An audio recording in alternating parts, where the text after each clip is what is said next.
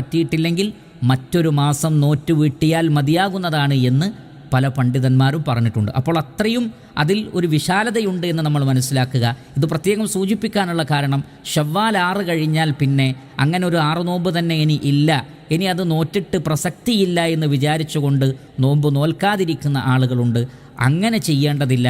മറിച്ച് ഈ നോമ്പ് നോൽക്കാൻ ആഗ്രഹിക്കുന്ന ആളുകൾക്ക് ശവ്വാലിലെ ഏത് ദിവസവും ആ നോമ്പ് നോൽക്കാനുള്ള അവസരമുണ്ട് എന്ന് പ്രത്യേകം ഓർമ്മപ്പെടുത്തുകയാണ്. അല്ലാഹു സുബ്ഹാനഹു വ തആല നാം ഏവരെയും അനുഗ്രഹിക്കട്ടെ. വസല്ലല്ലാഹു വസല്ലമ അലാ നബിയിന മുഹമ്മദിൻ വ ആലിഹി വസഹ്ബിഹി അജ്മഈൻ വൽഹംദുലില്ലാഹി റബ്ബിൽ ആലമീൻ.